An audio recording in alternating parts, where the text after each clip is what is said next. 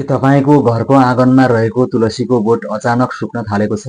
तपाईँले पर्याप्त पानी दिनुभयो, मलजल गर्नुभयो, त्यही पनि बोट हरियो भइरहेको छैन? सावधान! यसलाई केवल एउटा वनस्पति सुकेको भनेर व्यवस्था नगर्नुहोला।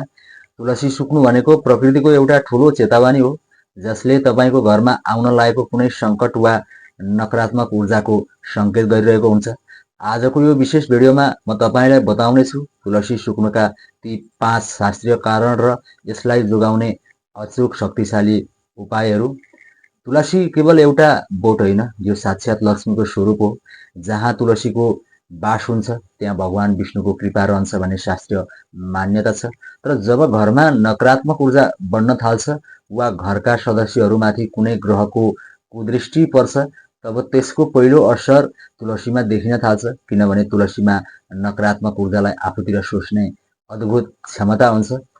अब तुलसी सुक्नुका 5 प्रमुख सङ्केतहरू के हुन सक्छन् त? बुध ग्रहको प्रभाव। ज्योतिष शास्त्र अनुसार तुलसीको सम्बन्ध बुध ग्रहसँग हुन्छ। यदि तपाईँको कुण्डलीमा बुध कमजोर हुँदैछ वा व्यापार व्यवसायमा घाटा हुन लागेको छ भने तुलसीको बोट पहिले सुक्न थाल्छ। यी सङ्केत देखिन थाल्छन्। त्यस्तै पितृदोष वा कलह। जुन घरमा सधैँ झगडा र अशान्ति हुन्छ त्यहाँको औरा बिग्रिन्छ। यस्तो वातावरणमा तुलसी कहिले फस्टाउन सक्दैनन्। घरमा आउन लागेको कुनै पनि ठुलो विपत्तिलाई तुलसीले आफैमा ग्रहण गरेर घरका सदस्यलाई जोगाउने गर्नुहुन्छ। यो प्रकृतिको एउटा सुरक्षा कवच हो। अब वास्तुदोषको कुरा गरौँ। तुलसी सुक्नुमा के कस्ता वास्तुदोष हुन सक्छन्? दिशा दोष। दक्षिण दिशामा तुलसी राख्दा पनि बोट सुक्छन्, जसले घरमा आर्थिक तङ्गीको सङ्केत गर्छ। मन्जरीको भार। शास्त्रीय रूपमा यदि तुलसीमा धेरै मन्जरी बिउ आएको छ र तपाईँले त्यसलाई टिप्नु भएको छैन भने तुलसी ऋणमा परेको मानिन्छ र बोट बिस्तारै सुक्न थाल्छन्। अब उपाय के त?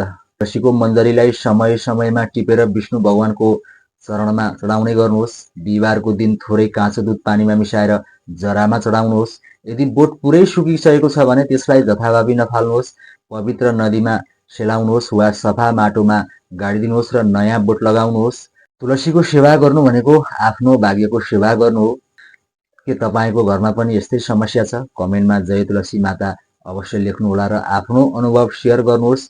उपयोगी लागेमा धेरैभन्दा धेरै साथीभाइलाई सेयर गरेर पुण्य कमाउनुहोस्। आध्यात्मिक र ज्योतिषीय जानकारीका लागि मलाई फलो गर्न नभुल्नुहोला।